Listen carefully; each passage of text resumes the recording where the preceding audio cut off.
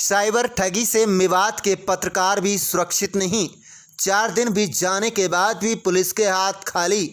बता दें कि मीडिया के माध्यम से मेवात पुलिस लगातार साइबर क्राइम के प्रति लोगों को जागरूक कर रही है, लेकिन भोले भाले लोग ही नहीं बल्कि पत्रकार भी इनके चक्रव्यूह में फंसते नजर आ रहे हैं। साइबर क्राइम अपराध को रोकने के लिए भले ही नूंह जिले में साइबर क्राइम थाने खोल दिए गए हों, लेकिन पीड़ितों को समय पर न्याय नहीं मिल पा रहा है। कुछ ही दिनों में साइबर अपराधियों द्वारा 2 पत्रकारों के साथ ठगी की गई है। पत्रकार सोनू वर्मा के अलावा 24 जुलाई को जिले के पत्रकार सुरेंद्र माथुर के साथ 22,000 रुपये की ठगी की गई है। जिला प्रशासन द्वारा खोले गए साइबर क्राइम थाने से जिले के लोग अपने आप को सुरक्षित महसूस कर रहे थे। अगर खुदा न खास्ता कुछ अनहोनी घटती है तो उन्हें न्याय की पूरी उम्मीद थी। अब जिले में साइबर थाने खुल गए हैं, उन्हें न्याय समय पर मिलना चाहिए था। उन्होंने कहा कि पत्रकारों के मामले में कई दिन बीत जाने के बाद भी पुलिस के हाथ खाली हैं। इसे पत्रकार जगत में नाराजगी देखने को मिल रही है।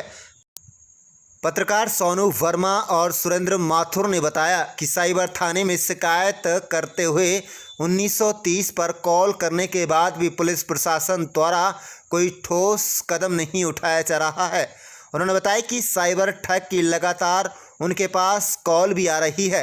पुलिस प्रशासन को नंबर भी दे दिया गया है, मगर अभी तक उनकी लोकेशन पुलिस प्रशासन द्वारा नहीं निकाली गई है, जिसे पत्रकार समाज में अच्छी खासी प्रशासन के खिलाफ नाराजगी बनी हुई है।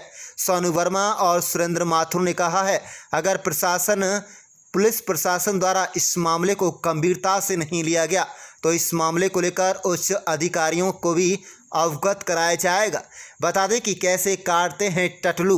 साइबर ठगी के अन्य तरीकों में फर्जी ऑनलाइन शॉपिंग साइट बनाकर ज़्यादा डिस्काउंट पर फेस मास्क, सैनिटाइजर आदि बेचने के नाम पर भी धोखाधड़ी करना, सरकारी वेबसाइट से मिलता जुलता पेज बनाकर धोखाधड़ी करना, इसके अलावा होम डिलीवरी के नाम पर ओपीडी मांगकर परिवार का सदस्य का हवाला देकर वे आर्मी बनकर धोखाधड़ी करते हैं। इतने नहीं, साइबर क्राइम अपराधी अपने मुर्गों को हलाल करने के लिए बार बार परेशान करते हैं। फौजी, पत्रकार, सरकारी कर्मचारी व पुलिसकर्मी भी धोखाधड़ी के शिकार हो चुके हैं, लेकिन कुछ तो बदनामी की डर की वजह से सामने नहीं आते। सोनू वर्मा, दरअसल यह है कि मेरे पास 5 बजे फोन आया था कि आपके पापा ने बोला है, बल्कि पापा का नाम भी सही बताया है, और आपके पापा ने बोला है कि आपके अकाउंट में पैसे डालने थे 10,000 रुपये, तो वो आपके अकाउंट में डाल रहा हूँ। तो मैंने कहा ठीक है, कोई बात नहीं, डाल दो।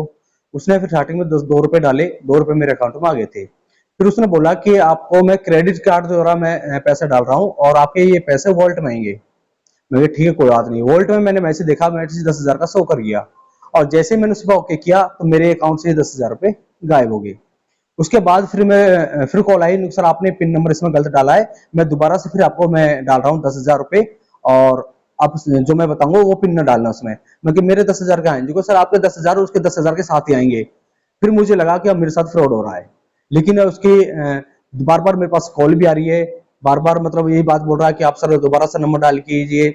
उसके बाद जैसे मुझे लगा फ्रॉड रहा, उसके मैंने साइबर क्राइम में 1930 पर कॉल कर दी। अपना जो अकाउंट है वो मैंने ब्लॉक करवा दिया है और मुकदमा दर्ज करवाया है, अभी एप्लीकेशन दी है, और उसके बाद मैंने फिर सदर थाने में भी एप्लीकेशन दी है। 10 तारीख को मैंने एप्लीकेशन दी, 9 तारीख को 5:10 में मेरे पैसे निकले थे। अभी तक उसकी कोई पहचान नहीं हो पाई है, क्योंकि 4 दिन बीत चुके हैं, 4-5 दिन बीत चुके हैं, अभी तक कोई भी कार्रवाई नहीं हो पाई है। और दूसरी बात, बस इतना अंदाजा लगाया कि वो सर्वहरे ग्रामीण बैंक में पैसे ट्रांसफर हुए हैं, और वो भी रोहतक की बैंक है वो। नहीं, वैसे सरकार डिजिटल इंडिया बना रही है और देखा जाए कि हर कोई ऑनलाइन सिस्टम हो रहा है, लेकिन अगर इस तरह से ठगी होने लगी तो ऑनलाइन तो कुछ भी नहीं होगा। इससे तो बढ़िया पहले थे, कम से कम लोगों के पैसे बैंक में सेव तो रहते थे। जब से पे फोन और गूगल पे चला है, तब से लोगों को ठगी का शिकार होना पड़ रहा है। तो मैं तो चाहता हूँ कि इस तरह रोक लगनी चाहिए, और जिस तरह का फ्रॉड हो रहा है उन पर कार्रवाई होनी चाहिए। मेरे इसमें 10,000 रुपए निकले थे और अब से पहले हमारे एक पत्रकार थे 22 तारीख को, उसके 22,000 रुपए निकले थे। सुरेंद्र माथुर उनका नाम है, लेकिन अभी तक उसका भी कोई भी समाधान नहीं हुआ, ना ही कोई मुजरिम पकड़ा गया, उसमें ठगी जो पकड़ा वो भी नहीं पकड़ा गया है। सिर्फ एक लोकेशन हुई है, वो भी डिग राजस्थान में ट्रेस हुई उसकी, लेकिन अभी तक कोई उसमें भी कार्रवाई नहीं हुई है। समझ में यह आता है कि साइबर क्राइम बना तो दिया, लेकिन इस पर कार्रवाई ढंग से नहीं चल पा रही है।